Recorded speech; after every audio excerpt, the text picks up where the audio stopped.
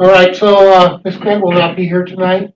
She asked me if I would start the meeting for her, and so we'll get the finance meeting started at 7:01. I think I have one question she wanted to know, Taylor, and that was the community picnic fund. Was that money in there for that for this year? My understanding is that it was. I do not have the quarterly budget up in front of me, so I don't remember if it was included in the first quarter. But that would be after March, wouldn't it? Or yeah, no? Yes, Okay. because towards the end of summer. Yeah, I definitely remember inputting it. I just don't remember if it's first quarter or the permanent. Yeah, so it'll definitely be towards the end of summer. So. That's the only question you wanted me to make sure. And other than that, it's all you. What did you, real quick to add to that, Taylor, what did you guys end up calling that line item, by the way? Did you call it community picnic or? I thought so. I thought there was a fund set up just for the community picnic, if I'm not mistaken. Yeah, I think there was a line item for it, and we just used what was already there. I'm searching. I don't have two screens right now, so I've got to use my phone and my computer, but I'm trying to pull up the budget so I can see exactly. It looks like it probably shouldn't wait on me. I'm sorry. But yeah, I'm pretty sure it was called community picnic. Okay.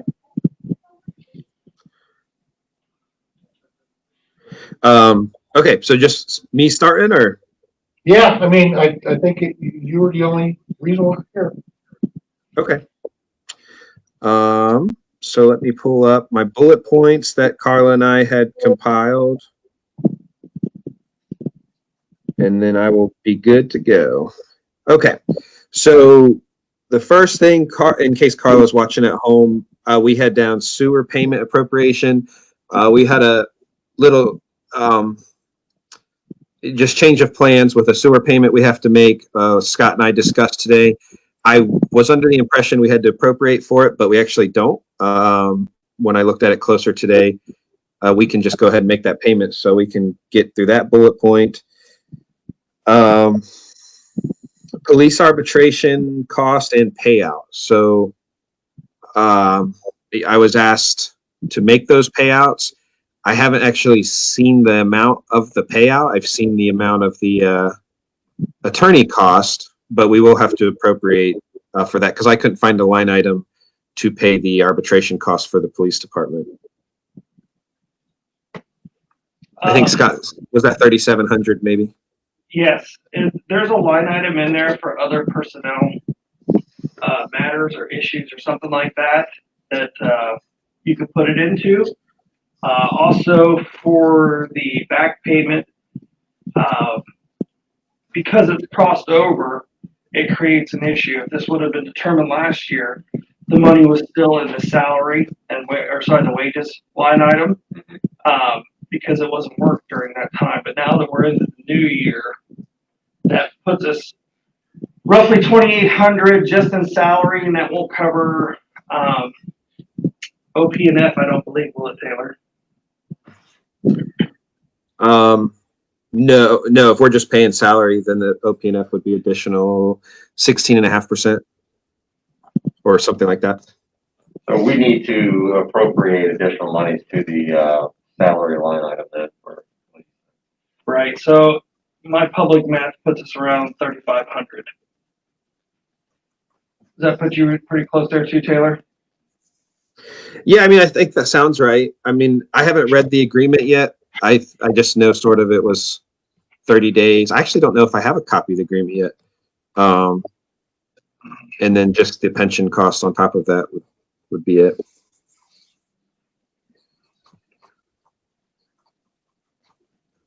We certainly want to make sure we verify that though before we actually pay. For sure. Yeah, before we issue any payment, there has to be supporting documentation, so it'll match whatever was agreed to between the two parties.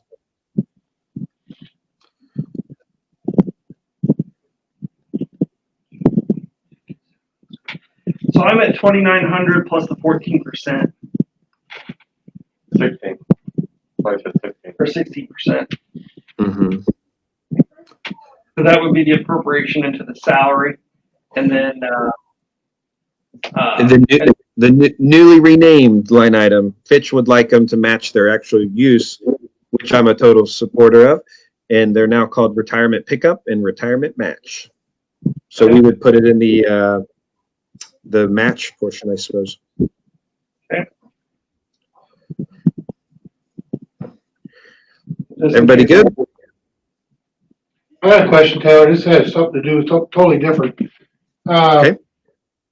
Just going through here, it says jail fees and 13,000, and that's is what we pay the regional jail when we take prisoners there. As far as we have 13. It's like $60 a night, Yeah. So or 70. what I'm saying is so if we ever did a city jail and a safety levy, that 13,000 could go towards that as well, correct? I don't think we would need the regional at that point if we had our own Right. facility. Whenever we would need to stop using them, assuming our jail could hold for all crimes and purposes. So if we handed them off to the jail, they'd still bill us eventually. Right. So, and they should, because we would have at least a 10-day hold, and usually they would be judged before that. So it would actually hold, from what I'm understanding, 8 men and 10 females.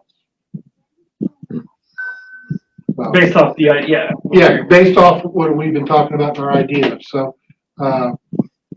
that's just something to look at, I guess, for when that comes through on a safety levy. That's just another little chip we could throw in the fun. Yeah. Hey, I did while we were, oh, sorry, go ahead. No, you go ahead and finish. I was just going to say, while we had a minute there, I looked up the budget, and the community picnic is in there, and it's Okay. also in the first quarter, so it's ready to go whenever.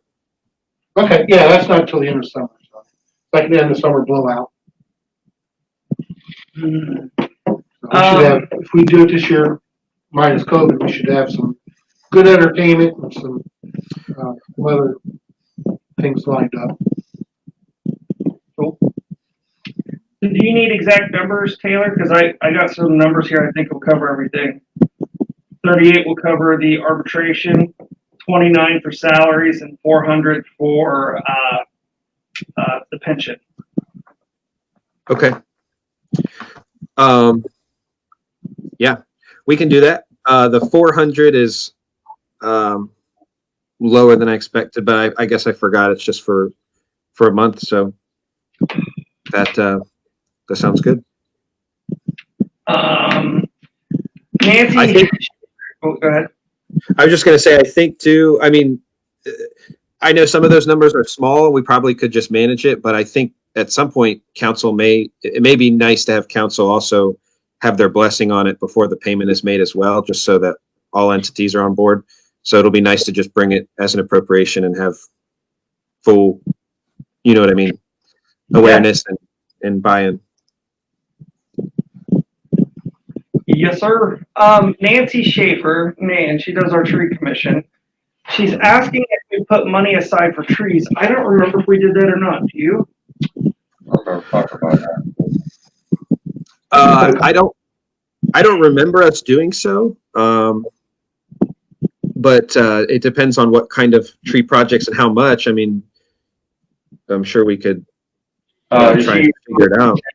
Is she referring to new trees, or is she referring to like trimming up or cutting down some of our old trees? So I have 3 pages from her of trees that either need maintenance, and then do they need tore down, and then can we do it, or do we have to hire someone to do it, outside our skill level? Sure.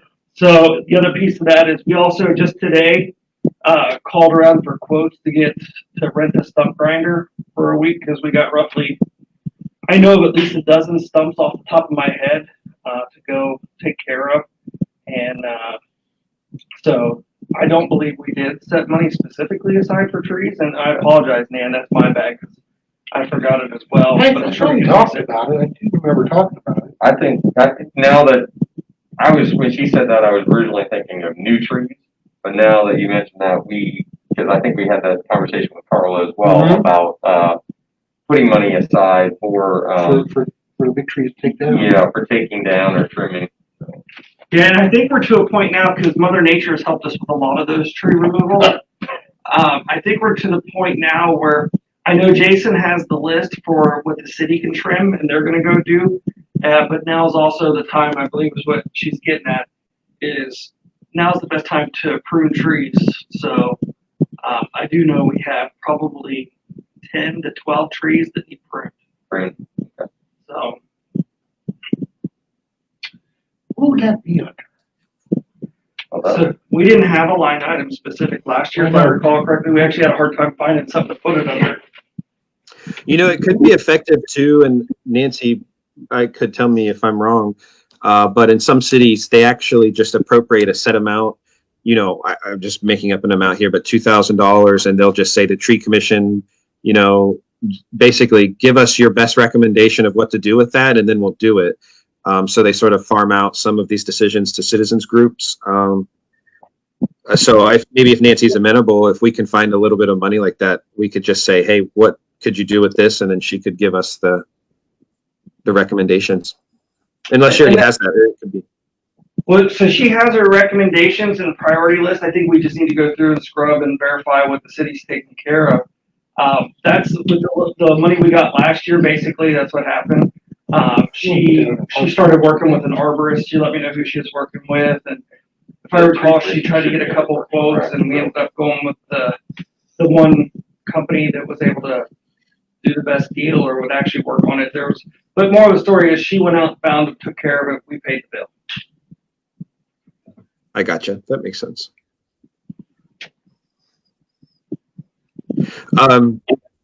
So the police appropriation for Monday will just be probably the most important thing today, because of the time-sensitive nature. The other things I had probably need a full committee, because I'm sure Carla has questions and suggestions for it. The one is just finalizing the budget. The sooner we can finalize and present it and finish, the more stability there is in what Scott and his operations crews can do. Probably not something we can do today with Carla injured, but I just want to put that thought in everybody's on everybody's calendar or agendas. Scott and I had this discussion this week. I would like to bring before the committee, at least before the next meeting, a presentation for a rainy day fund. So several cities, especially cities dependent on their income taxes for most of their revenue, form rainy day funds to prevent future cutoffs and provide stabilization to city services. You know, some of the cities that do this, their general fund is made up of 60% income tax. Ours is closer to 80 and 85% on tighter years. So we're extremely dependent on our income tax. We're extremely dependent on our large employers not making any major changes, which of course, as public officials, we know is going to happen at some point.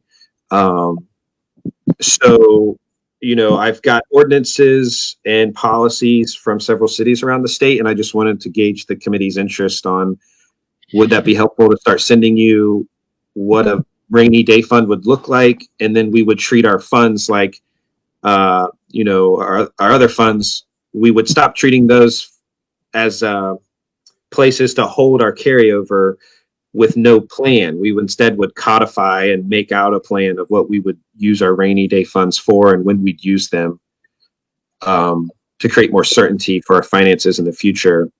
Is that something, you know, you gentlemen would be more interested in seeing?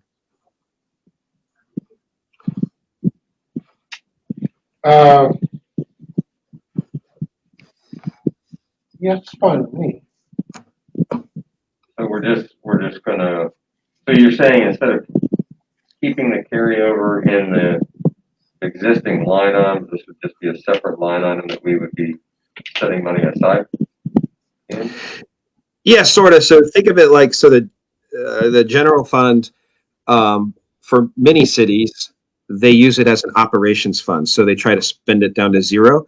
But the reason they do that is not because they're actually spending all their money. They have ordinances on file that says, unless, council votes during an economic recession or major job loss event, unless council does this XYZ, we will set aside, 4%, say, into a rainy day fund. And then your carryover gathers in this rainy day fund until it hits its goal, which would be set by council. And then essentially, if you had a major employer disruption, I'm not picking on anyone, but say Tri-County said, hey, we found a better facility in Logan, and they're one of our top, 3 employers as far as income tax, we would have this fund to basically bridge us through the worst of it as we make changes to, city functions and financing. So that's what most cities use it for. It's considered a more efficient option than just leaving carryover in the fund, because what ends up happening is carryover becomes very arbitrary. You say, like we say as a city, we're going to keep it over 5 years, but then we learn, well, we kind of like this and we kind of like that, and then we're deviating from our 5-year plans and our 1-year plans. Whereas if you modify where you're going to keep your extra carryover into a rainy day fund, it brings stabilization to your finances. What spurred the conversation, as Taylor and I've had many talks about, with the prison up on the hill. They decided to close down, and how rapid that happened and how fast the city had to adjust to that. And a rainy day fund or emergency fund, whatever you want to call it, would buy us time in the event something like that were to happen again, or some sort of catastrophe. It's a savings account. Yeah, it's just like that. So you want to start a savings account, the short. Essentially, yeah. It doesn't cost, or it doesn't bring in or cost us any more money. It's just for those events when a recession hits, and you see cities who haven't prepared, they're cutting their workforces right now 20-30%, but cities that have prepared aren't cutting at all, because they have enough left over to last till the economy turns around. So, one of my long-term goals here as the auditor is to provide that type of advice and structure to where we can be in that position. I think we're in a better position than we started, but I think there's a lot of good things we could do, like a rainy day fund, which would essentially set that money aside away from the budget. It's currently not in it now, right? Because it's our carryover, but a rainy day would set it aside. And then let's say, the economy takes a bad turn. Council could then vote by a vote of, say, 5 to say, well, we're going to use 10% of our rainy day this year in lieu of cuts. And it just gives you that option in the future, pretty much in perpetuity. So if you set up a fund like that and say you're going to need 5 votes, though, does that mean that we need to adjust the charter as well then? If you're going to put the restrictions on there and then you require 5 members of council to vote. That's a good question. I just said 5 because that was the most recent ordinance I read from Mansfield. It doesn't. I don't think it has to be that. Council can say, by a majority vote of those present, to use the rainy day. Is 4. It's always a majority vote of the full council, whether they're there or not. Right. You guys basically make rules however you want, and it just kind of protects that money a little bit, where it takes, some collaborative efforts to release it up and then Right. it's the band. So Yeah, I'm fine with building a cash reserve. It's just we wouldn't be able to fund it lump sum probably with our. No. You would make payments. So that would be part of it. So say we did 5% this year or whatever, or 2% or whatever it is, and then you guys would also dictate what the goal is.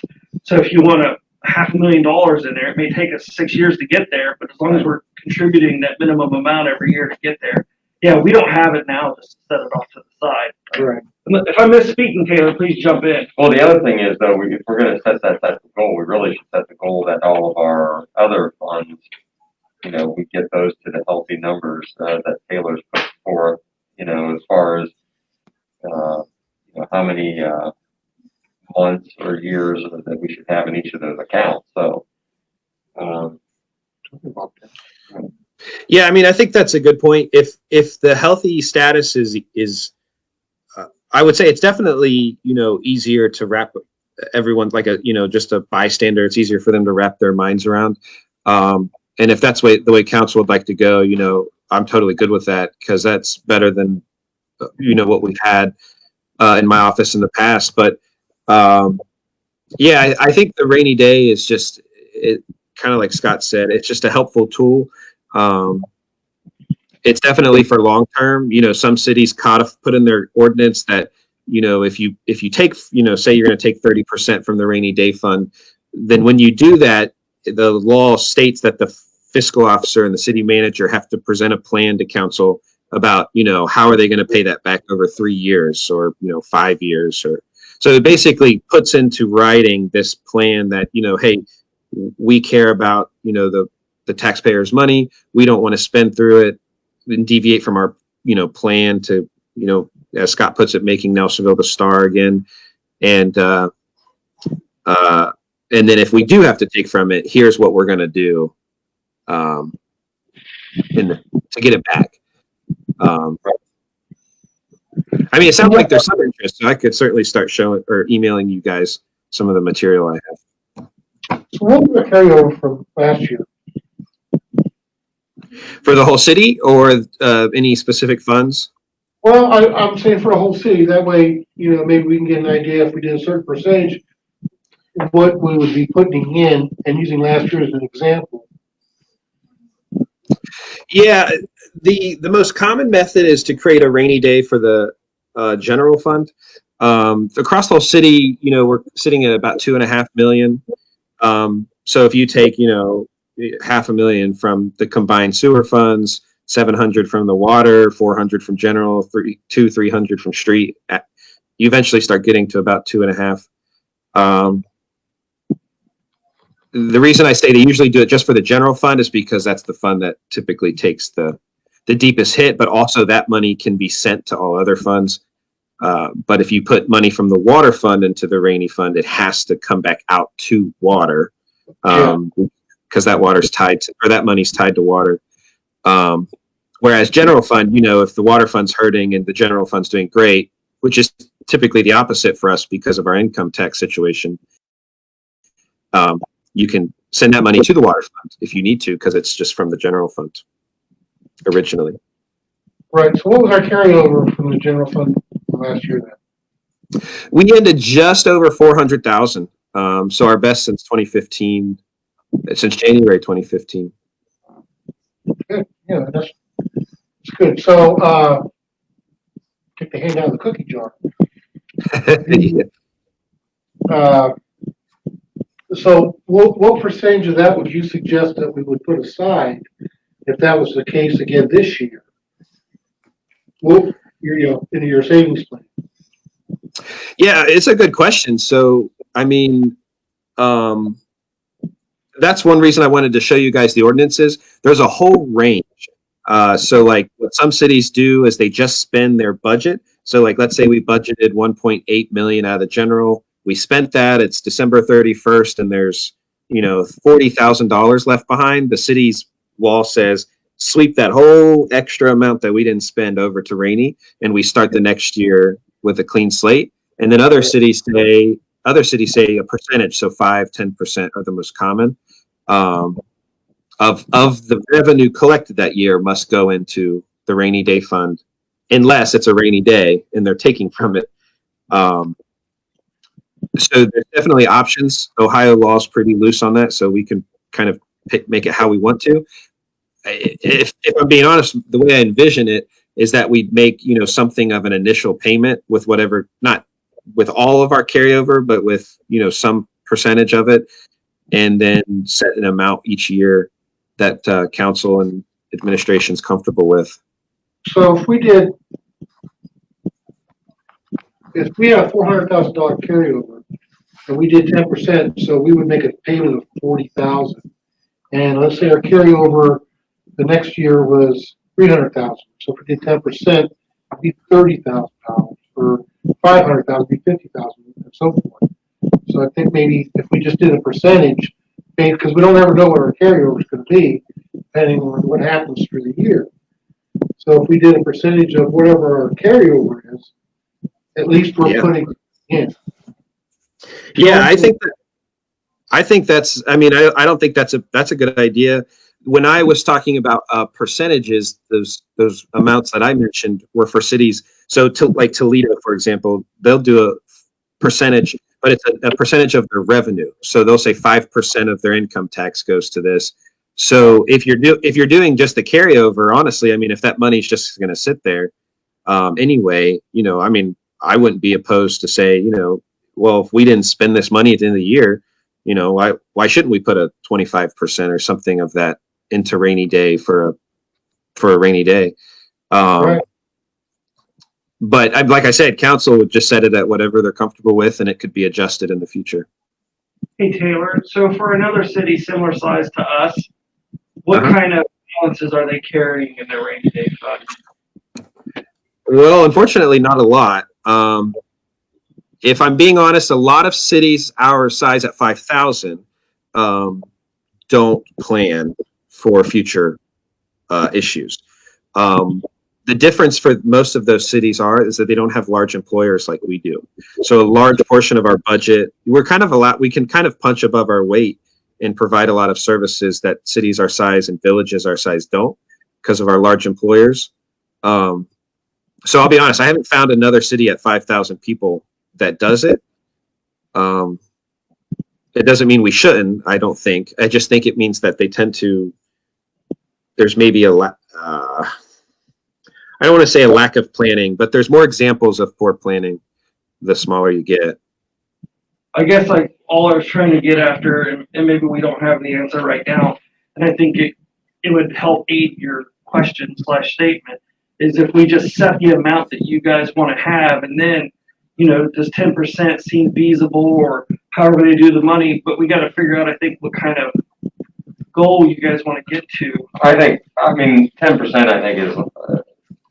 I think is the amount that you need to start at personally, but I'm just wondering if it's something we can start right now, or if it's something that we start mid-year working towards that goal, only because hopefully by mid-year we'll have a better idea of what we're dealing with in terms of income tax revenue this year and just in general how we're doing, the health of our finances. Sure.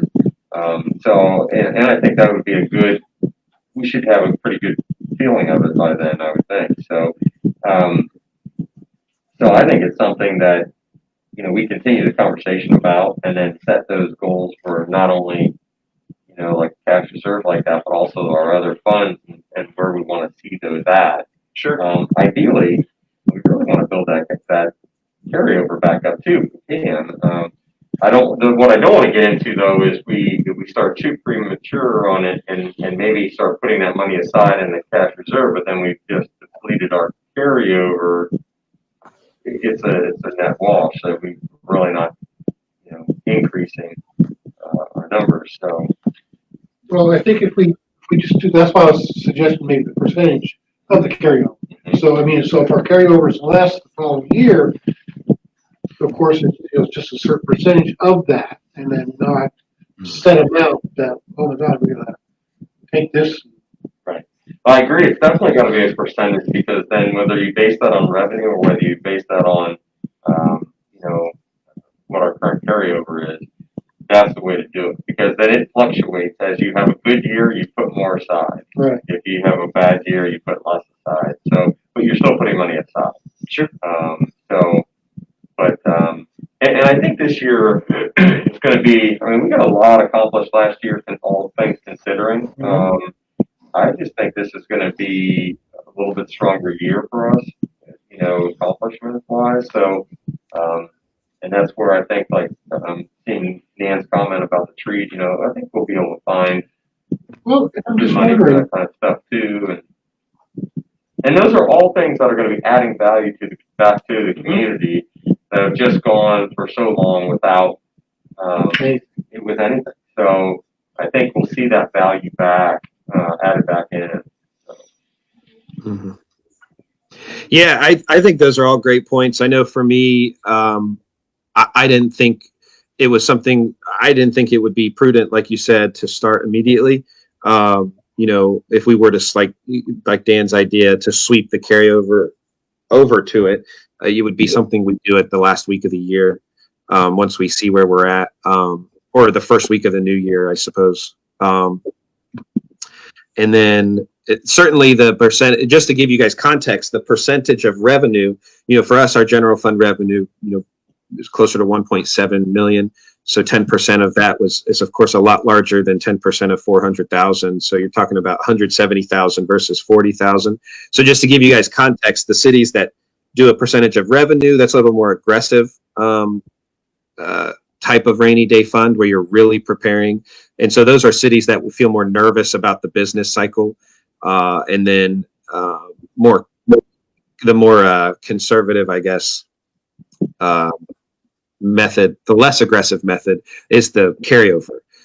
So like you said, it'll vary with the year. And then you're never really committing yourself to something that you can't take on, if that makes sense. Right. Yeah, so like Toledo, they have a bigger, probably income base coming in. Just more businesses, more people, they got more of an income base, so they probably take a smaller percentage and would probably equal whatever our carryover is percentage. So, we can look at this year in, was it March or quarter? Yep. We can look at March where we're at, and maybe put something small aside this year, and then at the end of the year, like you were saying, the last week of December, and just see where we're at and come up with a happy percentage that everybody's agreeing to. Yeah. I appreciate Start that discussion with council at least. Yeah, I appreciate it because it helps. Taylor brought up the idea, and I loved it. For the for the employee side, it's not a secret. We live paycheck to paycheck as the city, not the employees, but the actual city itself. Yeah. And that's scary for a lot of those guys. They when something happens out there, like COVID, one of the first things that pops up in their head is layoff. And putting something like this in here, even though it doesn't look like a bunch of tangible benefits up front, if in theory we can put their mind at ease that, hey, we're trying to get away from paycheck to paycheck. We're following the Dave Ramsey system here and doing the baby steps. Well, that's why I've always said, you always have to have a 5-year plan. You have to look ahead 5 years in the future. What I do today is going to benefit me 5 years from now. Sure. And that's important, because if a city is not planning that way, it's going to fail. Can agree. So you need to see. Yeah, I think that's exactly right. And I just want to add too, if you look at the local villages, mostly villages, we're pretty close to that size. Around here, especially, they're heavily, it's like 90% dependent on property tax, which those revenues tend to not gyrate extremely. Some of our property tax levies are, bringing in the same they were 25 years ago. So in my experience, this is something I've learned since council being auditor, our extreme dependence on the income tax makes us more vulnerable than some of the areas around here. Not quite as vulnerable as the city of Athens, who's almost wholly dependent on it, but pretty close. And, that kind of, I wouldn't say it worries me, but I think I'd be remiss if I didn't suggest, like Dan said, if we didn't work on something in a 5-year plan to prevent something like the prison happening and us being caught unawares. So, by the way, your real estate taxes should be a little bit higher this year. Everybody received letters in the city on their property, and it looks like it's going to be a pretty good increase on the front. So there should be an increase there that's unexpected. I don't think anybody really anticipated that, but it will be a little bit more. We actually got calls, not to make light of it, but we actually got angry calls from some folks in the city and outside the city. And we had to explain a few times that we don't have anything to do with property taxes, but the impression was pretty clear that the rates had gone up for a lot of folks. Yeah, and just for viewers' sake, not all of that tax that you pay on that property goes to the city of Nelsonville. large portion of that goes to the county as well. So we do get a portion of it, which is helpful. And your school also gets it. Yes. So, not to change the subject, look through here, and under Parks and Rec, it has contract services, 6,000, is that? That's the fence. It carried over from last year. Oh, is it? And it's done now. It looks great, by the way. I did see it. Good to go. We got, the POs coming through actually tomorrow morning. By the way, there's another stump right there. Yes, there is another stump right there. I told Jason we gotta hurry up and get the POs through before Taylor gets to work. That way things have been down there. You know, you should price out a stump grant. Okay. We are doing both. We're, the first one I looked at was 22. I'm looking at buying a Wildcat, so I've been looking at all these attachments. Oh, God. 22,000 was the, Just at very first quick Google search. So we haven't priced used ones yet. We haven't, that's also in Jason's list that keeps growing. yeah, but that's an ideal fund. Taylor, are we able to add a line item to the budget as the year goes on, or do we have to wait till next year to add another line item? So if we want to create a fund that states trees on it, you know, that we would be ideal place for if we rent a piece of equipment for trees. You know, that's where we pay for it. If we're trimming trees, if we're cutting down trees, if we're planting trees, all of that could be in that line item. We do Yes. do that year, It's right? it's a two-part question. Yeah, we can add for sure. And if so, I just did a lot of line item cleanup this week. I think I eliminated like a full 40% of them that weren't being used, and I vaguely remembered a tree line item. I'm just scrolling now. Yeah. So I that's my way of saying I think it exists. I just have to go back, and I'm looking on my phone, so it's not ideal at the moment. Well, so since I'm just having a random thought, did we account for indigent funds as well? I know we have another plan for that, but I don't know if we have a basic starting point. We do. Yep. Sure do. Okay, so the other things were, I just wanted to give a quick audit summary so that the committee was aware, since it's the finance committee. The audit is finishing. I've already told Scott. It is this is for year 2019, so this is going back 2 years now. It just given council finance committee a heads up. It is a bumpy one. It is a rough one. Whenever the auditors know there's records destruction or theft or any of the things that we've experienced before we got here, they look pretty deep, and they found a lot of the missing stuff. And well, they didn't find it, but they noticed the missing, and the write-up will be pretty bad. So I did want to give heads up. I think it's important that, you know, I talked to them their first day here months ago. I told them there's nothing we have to hide. Scott and I are going to tell you all the bad news with the good news. And so while the audit will look pretty bad, I think it's important that we know that we were honest and we showed them everything. And now it's really on us. So I expect that the audits will get much better as we've implemented just a ton of stuff on my side, on Scott's side, everybody else's side over the last year. And so 2020's audit will begin within a few weeks, and I expect it'll be much better. So is this the forensic audit that has a lot to do with the case that's going to be sentenced in February? Yeah, it's both actually. Yeah, they're both finishing right around the same time in the next week. Hopefully, I one for sure within a week, and hopefully the other one within 2 weeks. Are they providing their summary in writing to us then, or? My understanding is yes. So I do know that, Gary's had conversations with the bonding agents from the past. And sounds like they're willing to engage if we can give them something. So hopefully that'll be a decent number that we can recover. That would be great. And then that will be a nice windfall for this year as well. And a nice start to our cash reserve fund. How about that? That's not a bad plan.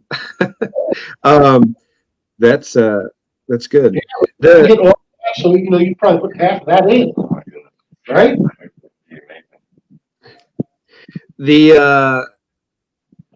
the last, I believe it's the last thing, is so I did want to talk a little bit about the law director pay issue. I know that came up a while ago.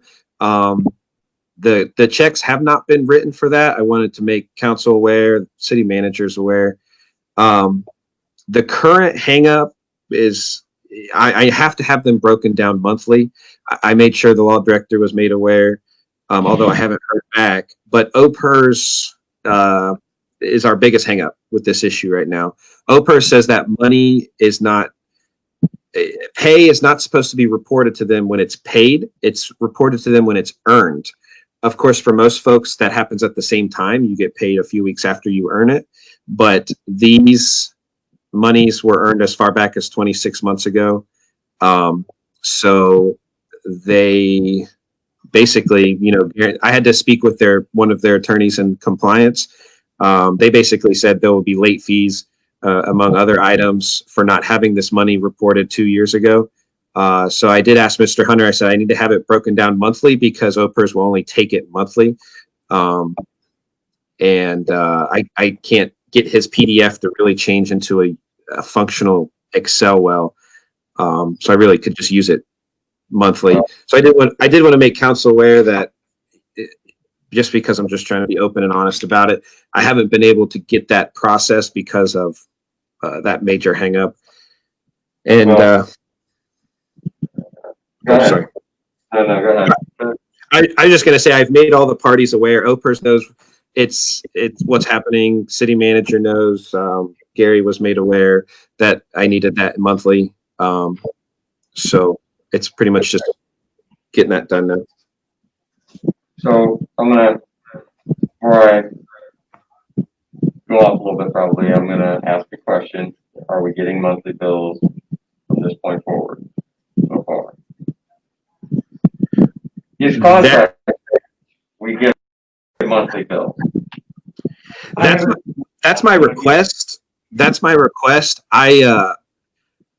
I forget exactly when those invoices were dated, so I don't know if a full monthly cycle has passed, but I don't have any other invoice yet, besides those two that you guys have seen. Look, this is not about anybody personally. Here's the issue, though.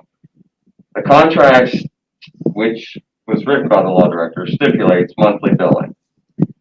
When you get bills from 18 months ago, and after all that we've been through in the city, this is a problem. And then to expect payment on that, now you're telling me that we're going to pay OPERS for 18 months ago and penalties on that because we didn't pay into it when we should have because we didn't know to.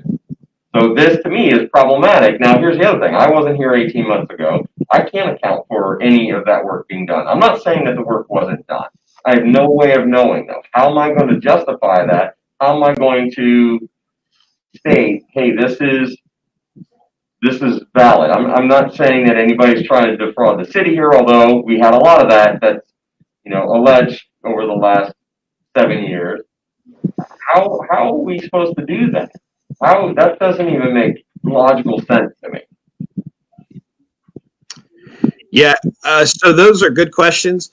I do think it is a sensitive topic, and it was always going to be based off how the setup here was. So I don't feel bad. I don't feel bad not shying away from it. But I mean, like I said, I've got OPERS compliance helping and assisting. I've got the state auditor's office in the Plains assisting. I did make the suggestion to Gary that the penalties the city would incur be taken out of it, because I'm a little concerned that if Scott and I sign off on those penalties, that the auditors, the state law says the city's not allowed to pay penalties under state law. So they're allowed to hold the city manager, but more importantly, they usually hold the auditor financially responsible for penalties. So I did make that suggestion. I think those penalties should come out of the errors and omissions of the attorney. That should come out of the E&O insurance of his, because he did not provide us those billings when he should have. So to me, that's not our problem. I hate to say that, because Gary's been good to the city over all these years, but here's the problem, man. We're in a tough bind. we're looking for $2,000 for trees right now, which we don't seem to have available. And we have a bill from 18 months ago, which is sizable, almost 6 digits, that's looming over our head. To me, that's an issue. And I'm going to say this: if we don't start getting monthly billing, then we're not going to pay the bill. I don't think we should pay the bill if we're not going to get monthly billing. That's what the contract states. Everybody else we're trying to hold in accountable in the city as far as employees to their contract. He's no different. Pardon me for being emotional here, but this is like overwhelming. Yeah, and I don't mean to cause you any heartburn tonight. I definitely wanted to get out there that they hadn't been paid because I didn't want the question asked and then somebody say, "Hey, what's that auditor's office doing? Haven't not paid them yet." I will say that I have no doubt about myself. I don't think I doubt Scott at all that nothing will be paid that's not kosher or that we're not comfortable with. And then, like I said, with these issues, like with the pension, which they were, I think putting it politely is to say they were not happy. They reviewed his contracts and everything because they wanted to see the full picture about how the heck this happened. If we had done this with a regular employee, it could involve major findings for recovery from the auditor or their supervisor, whoever was doing payroll. It's a pretty bad. It's just not a good thing to do. So, getting off that point, I just mean to say that I hope that everyone involved is able to figure it out. And like I said, as a backstop, I don't think Scott or I will sign anything that's not that we're not comfortable with. So, All right. So now that I've vented, what are we actually going to do about this? Though? I mean, I think we're still in a waiting phase, to be honest with you, because we don't have the whole site picture yet. We need him to break it down monthly so we can provide that information to OPERS and get an idea of what the fines are. And then once we have that data, I think that's the most appropriate time to present that information to council. mm-hmm. Wasn't there some money that wasn't paid when Stephanie was writing checks? Well, Taylor can answer that one better. I don't know about Stephanie's involvement. I know if you mean there's money left over from last year's wastewater treatment project. Well, I thought there was a bill turned in for like $26,000. I think that He got a 1099 for 15 and never received any of the 26. Well, I think that's tied directly to the wastewater treatment plant. So we got two different bills that are pretty sizable. One's tied directly to the sewer plant, and then the other one is straight services to the city. So correct me if I'm wrong, Taylor, but that one he's mentioning is tied directly to the sewer plant. Yes, the thing I saw was that Chuck approved a drawdown from the funds for I think 26 sounds right, 26,000, which would typically mean he's at least seen a figure that he's expecting to have to pay. So it's possible that was turned in. I mean, I think that was well before mine or Scott's time in administration. So I don't know what happened at the time, to be honest. Beginning of the sewer plant, if I'm not mistaken. Yeah. that should be resolved though out of our. That's covered out of the. Well, of course, the money that we've already been paid somewhere. Meaning if we spend it, then we got to repony that up from something. But there's still more coming from that grant. But so are we thinking that the 26,000 is missing? Well, so he's saying he never received that money. Then for that same year, he got a 1099 for like $15,000 for that sent to him last to Steph. But we should be able to track whether or not we actually Right. sent 15,000 or 26,000. Well, so he said he didn't receive any of it. And he got a 1099. Well, we need to find out if we actually spent that money. Yes, Gary and I went through it, and he did get I feel nervous talking about somebody's tax situation or documents, but there was a 1099 issued. and there was money included on that did not get paid. However, there were monies on there that did get paid, but that were part of his regular, what do you want to call it? The regular billing? Is that the term we're using? So it is a sort of confusing situation. I'm not sure we'd be in the situation if it had been monthly. But now that it's 2.5 years, it is kind of confusing because many of us don't know the answers to these questions. I don't think there's any missing money in regards to this. I just think it was just not implemented well and timely. You have that money still in the funds for the sewer plant. We just have to distribute it and pay him. But then are we going to be stuck paying, again, penalties on OPERS because that was money that was earned? Yeah, so that question came up too. Originally, the OPERS question, if I remember right, was just regular billing, and then OPERS was not satisfied with just the information they had, so they asked for everything as far as both contracts and both arrangements. And they told me too that the sewer plant is just as pensionable under the same rules as any other employee anywhere in the state, and that it would be included as late too because it has to be paid. Basically, it has to be paid within 30 days of the end of the month it was earned. So if, I'm going to use Scott as an example. We paid him a paycheck last week. I have to report that to PERS by the end of February since he earned it in January. And any city does. It's not just us. I think you, Gary, and Scott need to sit down and figure that out. Yeah, that was one of the suggestions we talked about. So I think that's the best move too. And I just wanted to make sure the committee was aware because I didn't want a question to come up about, hey, this hasn't been done. What the heck is going on? I want there to be full awareness. Figure it out. And I'll be daddy for you. Yeah, as soon as we get that information out from him, again, that's where Taylor can take that data, hand it over to OPERS, and then they can guesstimate what the fees are going to be. So then we can, again, turn around and account for that. Well, Gary will figure it out. We have data what we're looking at. All right. I hate to end on any heartburn, but I don't have anything else.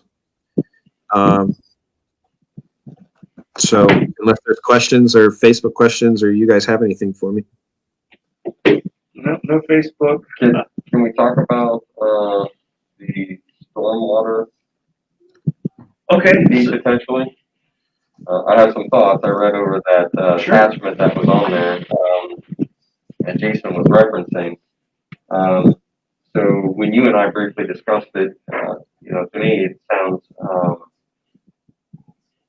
like a good idea. If it's going to help us build, maintain,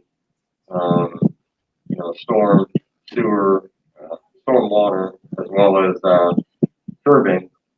It didn't seem that way so much from that reference that he gave, because that reference for Cleveland, they're a mix, they're multi, they take storm and wastewater.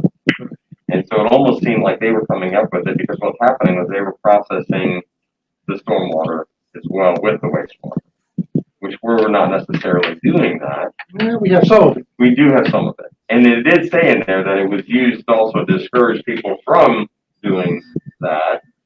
Right. And I'd be all for, if we know that there's individuals that have stormwater going into the sewer, tacking on a fee to those individuals. And then the other one, though, I'm thinking it should be more geared towards, building, maintaining, and it didn't list any curbs on that, but I like the curb idea. Well, the curb is a gutter. It's considered a road gutter, so that's part of the stormwater channeling.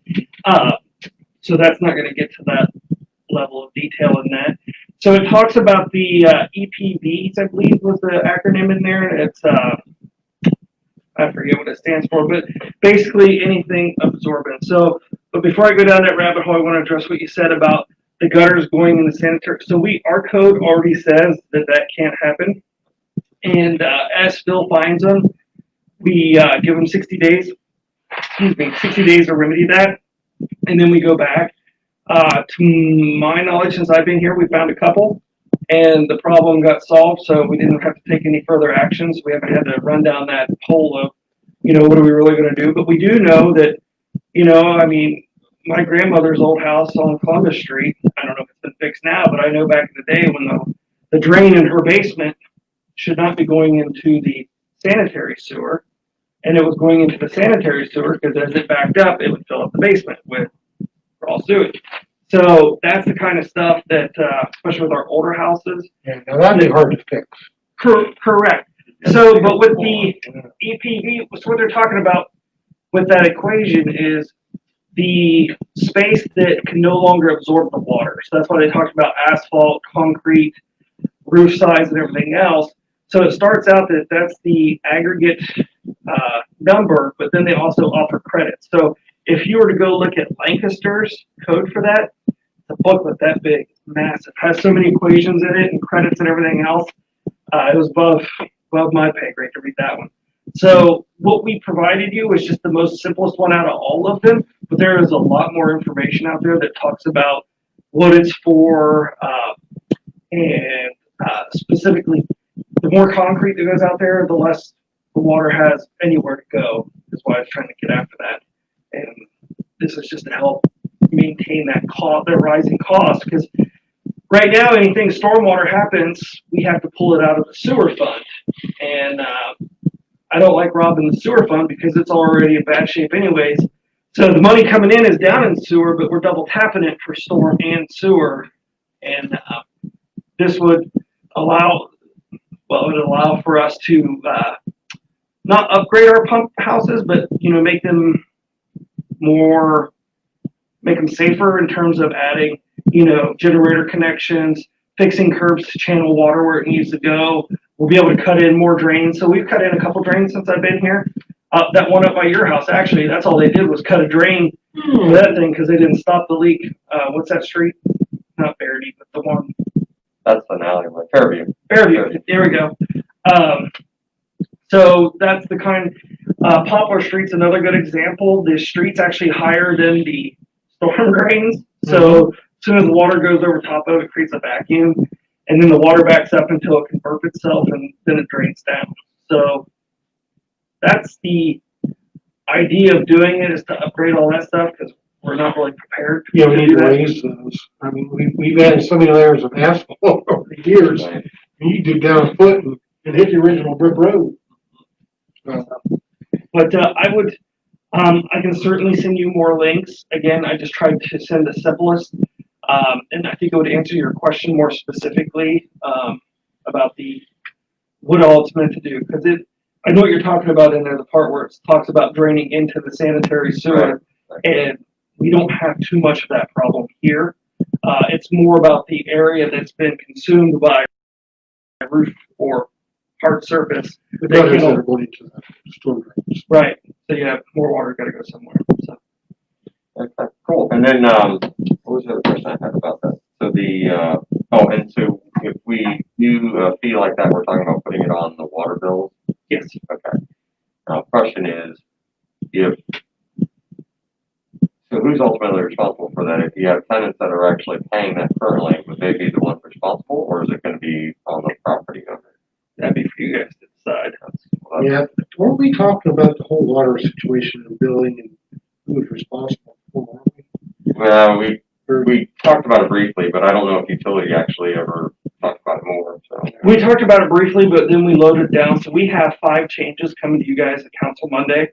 One is for the commercial meters. Coming up with a plan to test those and giving everybody a year to get in compliance. And I'm talking about commercial meters only. And then what the standard is, and then every 3 years they got to test again. So that one's in there. Then the seasonal user. So basically, you can turn it off up to 6 months. You still have to pay the turn on and the turn off fee, but during that seasonal period, again, can't be longer than 6 months. And you guys can shorten that or lengthen that, whatever you prefer. It wasn't something we talked about in committee. It was something that Jason and I came up with because I don't think you would want that indefinitely on there. And then there was the one for the curb stop. You know, what is the city responsible for versus what the customer is responsible for? And then the other one was getting rid of the deposit and going to a hookup fee. And then also the late fee, changing it from a percentage to a whole number. So that was, So I do think that one should be raised, actually, from $5 to, $10, $20. Because, I mean, maybe $5 for the first 30 days, but it raises up to maybe $20 after 30 days. I know credit card is 25 or 30 bucks if you're late. So, I hadn't thought about the first bill, like kind of like the cable office does $2 if you miss your first one, but I hadn't thought about if they miss it second time, different fee. I don't think the committee discussed it, but I mean, you guys could discuss that amendment on first reading for sure. oh, because anything after the 10th is a late fee, right? Right. So, at that point, so you say, okay, so $5 after the 10th, but if you get beyond, or if you get up to the next billing cycle or after the next billing cycle, then it's, $20 fee or something. Yeah, I don't think that's, I don't know, how do I say this? I don't know of other cities that's done it, but I don't think it's a bad idea. I think it's pretty interesting. The later they get, the more how do I phrase this? The more work it causes for the city. So if we're trying to attach our fees to the amount of work given to that customer, then there's some logical sense there, for sure. Consider.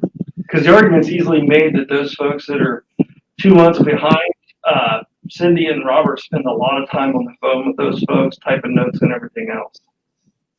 So, Mhm. And we send them more mail and late notices and shut off notices, and yeah, the later it is, the more it costs us for sure. I did remember one thing. It's actually for Mayor's Court, Dan. We got the invoice for the software.